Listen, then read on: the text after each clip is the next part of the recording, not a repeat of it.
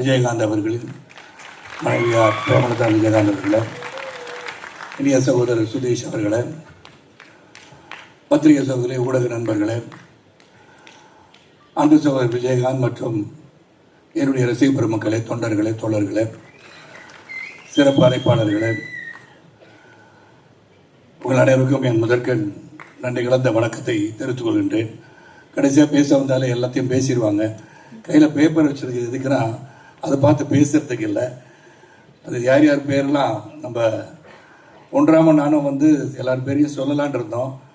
ஆனால் கவிஞராக ஒருவர் art director ரூபத்தில் அனைத்தையும் பேசிவிட்டார் என்ற காரணத்தினால் அதை பற்றியெல்லாம் பேச வேண்டாம் நினைக்கின்றோம். இங்கே கூட இந்த படத்தில் முதல்ல நான் இந்த விழாவில் நிற்கிறேன்னா, இது ஒரு கொம்புசேவி திரைப்படத்தின் ப்ரீ ரிலீஸ் விழாவை நான் எடுத்துக்கிறேன். இது உணர்வுபூர்வமான ஒரு விழா என்று நான் சொல்ல வேண்டும்.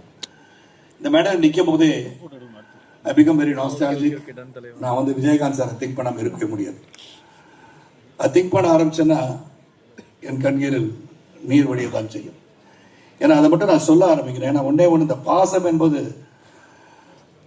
திருமதி பிரேமலதா விஜயகாந்த் சொல்லும்போது நட்பை பற்றி சொன்னாங்க.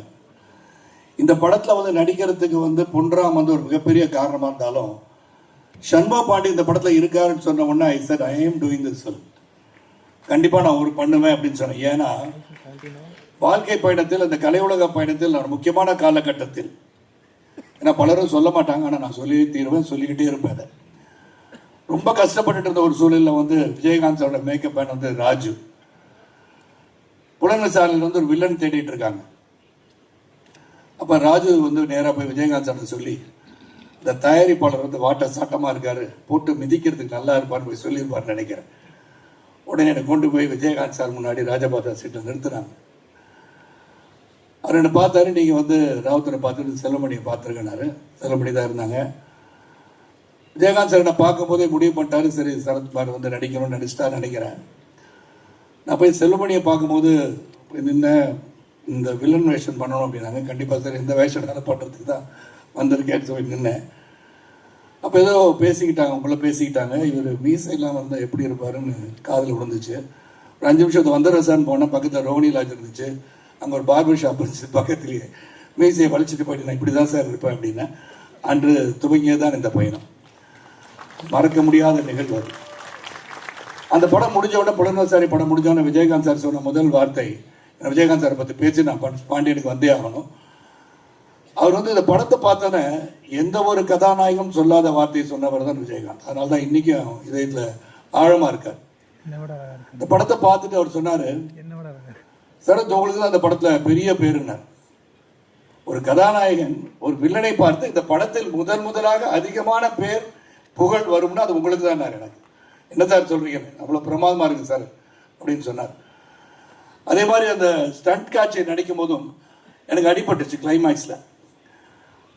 அப்போ அடிப்பட்ட பிறகு நான் வச்ச டூப்புக்கு வச்சு மேனேஜ் பண்ணிடலான்னு பண்ண இல்லை சரத்து குணமாய் வந்துட்டோன்னு சொன்னார்.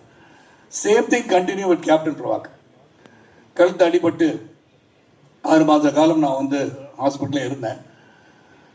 இடுப்பில் இருந்து ஒரு எலும்பு எடுத்து வச்சு கழுத்தில் வச்சு 2 பிளேட் வச்சு 4 ஸ்க்ரூ வச்சு டைட் பண்ணாங்க கழுத்தை. ஐ last my right vocal card because I could not speak. பேசாமல் இருந்தேன் 6 மாதம். அப்போ தான் கேப்டன் பிரபாகர் முடிய வேண்டிய காலகட்டத்தில் ஏற்கனவே கொஞ்சம் நடிச்சிட்டேன். நான் அங்கே ஃபைட் சீன் ஒன்று முடியணும் எனக்கு. அப்போ விஜயகாந்த் சார் நினச்சிருந்தாங்கன்னா இப்போ ஜஸ்ட் கேமியோ ரோல் தான் பண்ணேன். ஏன்னா புலனர் சார் இருந்தனால நான் அந்த படத்தை நடிக்கணும்னு சொன்னார். அந்த கேமியோ ரோலை எடுத்துட்டு வேற யாரோ போட்டு படத்தை முடிச்சிருக்கலாம். அங்கே தான் அந்த கிரேட் பர்சனாலிட்டி விஜயகாந்த் ஸ்டில் ஆணித்தரமாக அடிச்சிருக்கு நெஞ்சில். அவர் என்ன சொல்றாரு, சரத் குணமாய் வரட்டுங்க, படம் 6 மாதம் நான் வரல, அப்போ தான் நான் எடுத்து முடிச்சிருவேன் அப்படின்னாரு. No other hero would have said that. That is the bond I have with Vijayakanth sir. அது ஒரு ஆழமாக என் மனசில் பதிஞ்சதெல்லாம் ரொம்ப ஆழமாக இருக்குது. அதுக்கப்புறம் தொடர்ந்து அவரோட பயணிச்சது, வே அடாப்ட்ஸ் ஹிம்செல்ஃப், அவருடைய குணம், இதெல்லாம் சொல்லிக்கிட்டே போகிறேன். எல்லாரும் சொல்லிட்டாங்க, சொல்லாதவங்க கூட சொல்லிட்டாங்க. நான் வேற எதுவும் பேசல. ஏன்னா அருகே இருந்து பார்த்தவனாக நான் சொல்கின்றேன். அவருடைய திறமை, அவருடைய அன்பு, பாசம் இதெல்லாம் அருகிருந்து நான் அனுபவிச்சவனா. அது அந்த சமயத்தில் தான் பொன்ராம் படம்லாம் எனக்கு ரொம்ப பிடிக்கும். பொன்ராம் படம் யாருக்கும் பிடிக்காமல் இருக்காது. ஏன்னா இரவு நேரத்தில் அமர்ந்து சிரிக்க வேண்டும் என்று சொன்னால் பொன்ராமோட படத்தை போட்டு சிரிச்சுக்கிட்டே உட்காந்து காமெடியாக அன்று நடந்தவையெல்லாம் மறந்துட்டு ஜாலியாக உட்காந்துருக்கலாம். அவர் படம் வந்து கதை சொல்கிறேன்னு சொன்ன உடனே கதையை கேட்டுட்டு இருந்தேன். சண்முக பாண்டியன் நடிக்கிறாருன்னு சொன்னோன்னே I was very very thrill to talked. And Shanmuga Pandian நான் சொல்கிறேன், இன்னைக்கு இந்த மேடல் சொல்கிறேன், you will become a great star, very big star. அது எந்த ஒரு மாற்றமும் எனக்கு தெரியல. நான் படைத்தலைவன் வந்து பார்த்தேன், இந்த படத்துலையும் பார்க்குறேன். இந்த டெடிகேஷன், டிசிப்ளின், அப்புறம் வந்து அந்த குணம் இருக்கு இல்லையா, விஜயகாந்த் சாருக்கு ஒப்பிட்டு பார்க்கும்போது Shanmugam, you are still the same person as Vijayakanth. அவர் எப்படி இருப்பாரோ அதே தான். செட்டில் வந்து எந்த பந்தா படமும் கிடையாது. நான் இன்னாரோட சன்னு, பிரபாகரோட பிரதர், இதெல்லாம் அங்கே தெரியல. நான் வந்து ஒரு நடிகன், அவ்வளோதான். அங்கே வந்திருக்கேன். என்ன பொன்ராம் சொல்கிறாரோ ஐ பி டைரக்டர்ஸ் ஆக்டர்னு சொல்லி நடித்தார். அண்ட் வி போத் இந்த படத்தை வந்து இப்போ வந்து மேடம் கூட சொன்னாங்க, நீங்கள் உண்மையான மாமா மச்சான் மாதிரி நடிச்சிருக்கீங்கன்னு. அது நடிக்கலை, வாழ்ந்தோன்னு தான் சொல்லணும். Because we felt so close to each other. அப்போ நான் சாப்பிட்டுட்டு இருக்கும்போது சண்முகம் கொடுத்து அமிச்சாங்க அப்படின்னு சாப்பாடு வரும், நான் வந்து கொடுத்து அமிச்சேன் சாப்பாடு கொடுத்து விடுவேன். ஸோ இந்த மாதிரி அந்த உறவு வந்து தொடர்கிறது.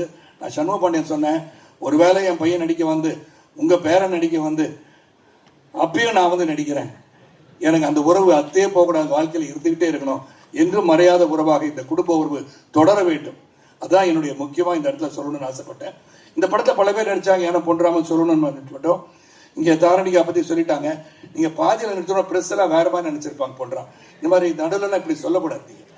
சொல்லாம அந்த டீச்சர் நடித்தாங்கல்ல, அந்த டீச்சரை நாட்டாம வச்சிருந்தார்ல, அவங்க பொண்ணு அப்படின்னா என்ன நினைப்பாங்க? அவங்க அர்த்தமோட பேசுறது பொன்ராம், இந்த மாதிரி பேசுறா வேற மாதிரி தெரியுது. அவங்க நல்லா நடிச்சிருக்காங்க உண்மையிலே. Dharani very good future. ஆனால் இதில் என்ன சொல்லணும்னா, விஜயகாந்த் சார் வந்து எல்லாமே ஆக்ஷன் நல்லா பண்ணுவாங்க. அதில் முக்கியமாக சொல்லணும்னா, என்னோட ரசிகர்கள் இருக்காங்க இல்லையா, நான் முதல்ல படி முடிக்கும் என்னுடைய அந்த காலகட்டத்தில் ரசிகர்கள் எப்படின்னா, என்னை வந்து பார்க்குற என்னுடைய ரசிகர்கள், அண்ணா தப்பாக நடிக்கட்டு ஒன்று சொல்லாமான்னு சொல்லிடுறேன். இந்த விஜயகாந்த் சார் காலத்துக்கு பின்னாடி டொம்முன்னு நடிப்பாருண்ணே, அந்த மாதிரி நீங்கள் காலத்துக்கு அடிக்கணும் நல்லா இருக்கும் அப்படின்னா. ஏய், என் படத்தை பற்றி என்னை பற்றி பேசினா விஜயகாந்த் சார் நல்லா கிக் போடுவாடுற, அந்த அளவுக்கு உரிமையோட சொல்கின்ற காலம். இங்கே வந்து சண்முக பாண்டியன் வந்து நல்ல ஒரு கெமிஸ்ட்ரியோட என் கூட மட்டும் நடிக்கல, தாரியா கூட நடித்தேன். அவங்க அம்மா கவனிக்குமாறு சொல்லிக் கொள்கிறேன். நான் இதையும் பற்ற வைக்கல, நல்லா நடிச்சாங்கன்னு நான் சொல்கிறேன். அது அந்யோன்யமா நல்ல பாசமா, அந்த சாங்லாம் பிரமாதமா. கொம்பு சீவி விடுறேன்னு சொல்கிற பிரமா இல்லை கொம்பு சீவி விடல, அந்த கெமிஸ்ட்ரி இருந்தால் தான் அந்த காதல் காட்சிலாம் நல்லா பரவசமாக வரும். நான் ஒரு சீனில் பார்த்தா காலை தட்டி விட்டு மேலே உள்ள வச்சார். அது பொன்ராம் சொன்னார், அவரே பண்ணார், எனக்கு தெரியாது. ஏதோ நல்லா இருந்துச்சு, ஆனால் சீனராக வந்திருக்கு, கமர்ஷியலாக வந்திருக்குன்னு மேடம் சொல்லிட்டாங்க. அந்த கமர்ஷியலாக வந்ததுக்கு காரணம் வந்து சண்முக பாண்டியன் ஒருவர் இல்லை. அது பொன்ராமோட சேர்ந்து பண்ணாரா தெரியாது. அப்புறம் காளி வெங்கட் நல்லா நடிச்சிருக்காரு. முனிஷ்காந்த், ஜார்ஜ் மரியம் இஸ் தேர் இந்த மூவி. அப்புறம் வில்லன் நடிச்ச வந்து சுஜித் சங்கர், கட்டி தொங்க விட்டார் பாண்டியன் இதில். அப்புறம் அனேராக் வந்தா, அப்புறம் வந்து தேனி தவம்னே எல்லாம் வந்திருக்கீங்க. தேனி இருக்கிற ஊருக்காரங்க எல்லாருமே எங்கள் சொந்தக்காரங்க ஆகிட்டாங்க. அது போக Balu sir, and you shown as very very ஹேண்ட்ஸமாக எல்லாரையும் காமிச்சிருக்கீங்க. சண்முகோடைய ஷார்ட்ஸ் எல்லாம் எக்ஸ்ட்ராடனரியாக இருக்குது. அது ஆக்ஷன் ஷார்ட் தான் பார்த்தேன், ரொம்ப பிரமாதமாக இருந்துச்சு. அந்த எடிட்டர் வந்து ரொம்ப அருமையாக கட் பண்ணியிருக்காரு, பார்த்தேன் எல்லாமே பிரமாதமாக இருக்குது. இதில் வந்து ஒன்றே ஒன்று தான் நான் சொல்ல விரும்புகிறேன். சண்முக பாண்டியன் வந்து தொடர்ந்து படத்தை செலக்ட் பண்ணி ஒன்று தான் சொன்னேன். சண்முகத்தை நேற்று தான் சொன்னேன், don't think your height is a disadvantage. நீங்கள் எப்போதுமே வந்து குனிஞ்சு பேசாதீங்க, நேராக அப்படி நேர்கொண்ட பார்வையாக நடந்தால் better. Because when you have height advantage, 6'4" இருக்கனால மற்றவங்க குனிஞ்சு பேச ஆரம்பிச்சிங்கன்னா then you will start bending. Don't do it, stand straight. You will become an Amitabh Bachchan of South India. Simple as that. அது ரொம்ப முக்கியம். பல பேர் வெயிட் ஹைட்டாக இருக்கும்னு குனிஞ்சு பேச பார்ப்போம், அது ஸ்லோலி வில் ஸ்டார்ட் பெண்டிங். அது நான் வந்து என்னுடைய எக்ஸ்பீரியன்ஸில் சொல்கிறேன். இதில் நான் சொல்ல வேண்டிய முக்கியமான இது என்னன்னு சொன்னால், இந்த படம் கொப்பு சீவி வந்து ரொம்ப ஹாஸ்யமாக பொன்ராம் பற்றி சொல்லணும், அப்புறம் முகேஷை பற்றி சொல்லணும். பொன்ராம் சார் வந்து ஒரு டிசிப்ளின், அவர்கிட்ட இருக்கிற டிசிப்ளின், அவருடைய முன்ன சொல்லணும். இங்கே முகேஷ் சார் இருக்காங்க, ப்ரொடியூசர் இருக்காங்க. நோபடி வந்து ஒரு காட்சியில் நடித்த பிறகு பெரிய செட்டு போட்டிருக்காங்க. முதல் நாள் படப்பிடிப்பு ஒரு முக்கியமான சீன் எனக்கு வந்து கொடுக்குறாரு. நான் போய் நடிச்சுட்டு ரூம் போன பிறகு சம்பவம் ஏதோ உறுத்திட்டு இருந்துச்சு எனக்கு. என்னடா சரியா பண்ணலையோ, இன்னும் பெட்டராக பண்ணியிருக்கலாமோன்னு சொல்லிட்டு நெக்ஸ்ட் டே நான் போனேன். போயிட்டு பொன்ராம் சார் ரீஷூட் பண்ணலாமா சார் அப்படின்னு கேட்டேன். உடனே அவர் சொன்னது, எஸ் சார், நானும் அதுதான் நினச்சிட்டு இருந்தேன். இது ஒன்று பெட்டராக பண்ணலான்னு தோணுது சார்னாரு. தட் இஸ் ஒன்றாம். அதாவது என்ன படத்துக்கு வேணும் அது சிறப்பாக பண்ணணும்னு முகேஷை சொன்னார். முகேஷ் வந்து எடுக்க வேண்டாம்னு சொல்லி தான் அந்த காட்சி எடுத்திருக்க முடியாது. அதில் அதுவும் வந்துச்சு. தொடர்ந்து வந்து every day was fun, every day was discipline. அதில் ஒர்க் பண்ணோம். அது முக்கியம். ஒன்றே ஒன்றுடா, இந்த படத்தை வந்து தியேட்டரில் போய் பார்க்கணுன்ற ஒரு கருத்தை மட்டும் இங்கே சொல்ல ஆசைப்பட்றேன். ஏன்னா அந்த தியேட்டரில் போய் பார்க்கும்போது அது கிடைக்கிற மகிழ்ச்சியே தனி. ஓடிடி பிளாட்ஃபார்ம் இருக்குது, சேட்டலைட் இருக்குது, எல்லாம் இருக்குது. ஆனால் தியேட்டருக்கு க்ரௌட் வரலன்னு பல டிஸ்ட்ரிபியூட்டர்ஸ் சொல்லும் போதும் தியேட்டரோட சொல்ல கொஞ்சம் வேதனையாக இருக்குது. I think we should bring people to the theatre. This is one such film which will bring people to the theatre. Audience வருவாங்க. இந்த ஆடியன்ஸ் வரதுக்கு நம்ம முக்கியமாக காரணமாக இருக்கணும்.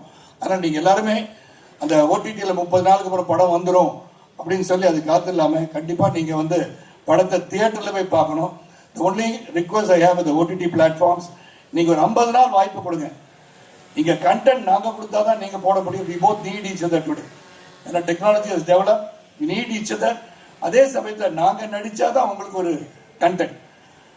நீங்கள் வாங்கினாதான் இதை வந்து ரிலீஸ் பண்ண முடியும்னா எங்களுக்கு தெரியுது. ஆனால் நீங்கள் ஒரு 50 days டைம் கொடுத்து தியேட்டருக்கு வர வைக்கிறது, ஆடியன்ஸை வர வைக்க முடிஞ்சா, that is the greatest thing that can happen to this industry. Because we are here to entertain you. உங்களை நாம் மகிழ்விப்பதற்காக. சோகமான ஒரு நிகழ்வு வீட்டில் நடந்து கொண்டிருந்தாலும் சிரிச்சுக்கிட்டே அங்கே வந்து நடிக்கிறது வந்து நடிகர் மட்டும்தான். அந்த வேதனைலாம் அவங்களுக்கு தெரியாது.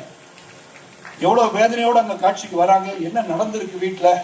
ஆனால் அங்கே சிரிச்சுக்கிட்டு இந்த படம் நல்லா வரணும்னு உண்மையை உடைக்கிறவங்க தான் கலைஞர்கள். அந்த கலைஞர்கள் சிறப்பாக இருக்க வேண்டும் என்று சொன்னார். அந்த தயாரிப்பாளர் நல்லா இருக்கணும்னா, அந்த டிஸ்ட்ரிபியூட்டர் நல்லா இருக்கணும்னா, அந்த தியேட்டர் ஓனர்ஸ் நல்லா இருக்கணும்னா இந்த கலையுலகம் வாழ வேண்டும். கலையுலகம் வாழ வேண்டும் என்று சொன்னால் அதுக்கு ஆடியன்ஸான நீங்கள் தியேட்டரில் போய் படம் பார்க்கணும். அதே OTT platform, please do something about this industry. It has to grow. இந்த இண்டஸ்ட்ரி நல்லா இருக்கணும்னா எல்லாரும் ஒன்றா சேர்ந்து ஒர்க் பண்ண அந்த இண்டஸ்ட்ரி வளரும் என்று சொல்லி இந்த படம் கொம்பு சிவி வந்து ஒரு இன்ட்ரெஸ்டிங்கான ஒரு படம். ஒரு கருத்தை வந்து அழகாக சொல்லியிருக்காரு. அந்த விவசாயத்தை பற்றியும், அந்த விவசாயம் வந்து சிறப்பாக இல்லாத நேரத்தில் என்ன செய்தார் என்ற சிறிய கதை எடுத்துட்டு ரொம்ப ஹாஸ்யமாக சொன்ன பொன்ராம் அவர்களுக்கும் the entire team of கொம்பு சிவி, ப்ரொடியூசர் முகேஷ், ஒருத்தர் ஒரு தயாரிப்பாளர் கேட்டார் எவ்வளோ செலவழிச்சிருப்பார்னு. அது முகேஷை கேட்டால் தான் தெரியும். செலவை பற்றி ஒரு நாள் அவர் பேசுகிற மாதிரி நான் பார்க்கல. இல்லை சார் இதெல்லாம் இந்த செலவாகுதுன்னு ஒரு நாள் கூட முகேஷ் நெவர் கம். அவர் வந்து பார்க்க கூட மாட்டார் எங்களையெல்லாம். அவர் பார்த்தாருன்னா ரூம்லேயே உட்காந்து எக்ஸசைஸ் பண்ணிட்டு இருக்கேன் சார் உங்களை மாதிரின்னு சொல்லுவார். ஆனால் செட்டில் அவரை பார்த்ததே கிடையாது. But is very dedicated producer. நீங்கள் சொல்கிற மாதிரி பல படங்கள் பண்ணுவார். ஏன்னா அவர் கம்பெனி பேரே star. You are going to become a star of producers. ஆனால் ரொம்ப சிறந்த ஒரு விழாவுக்கு வருகை தந்து எங்களை எல்லாம் வாழ்த்து வந்திருக்கீங்க. சண்முக பாண்டியன் சொன்ன மாதிரி we have done our best. எங்களுடைய உண்மையான உழைப்பு, உறுதியான உழைப்பு, நேர்மையான உழைப்பை நாங்கள் தந்திருக்கின்றோம். இது ஆகா ஓகான்னு நம்ம 20,000 கோடி கலெக்ட் பண்ணணும்னு நாங்கள் சொல்லலை.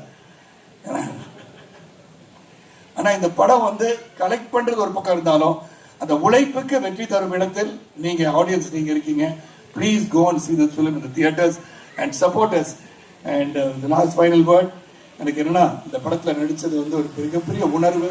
இந்த பாசம் விஜயகாந்த் சாரோட என்னுடைய உள்ளத்தின் அடித்தளத்திலிருந்து இன்றும் அவருடன் பயணித்துக் கொண்டிருக்கின்ற உணர்வோடு Shanmuga Pandian should become a great star in this industry. I wish him all the best and the entire team of கொம்பு சிவி all the best. நன்றி, வணக்கம்.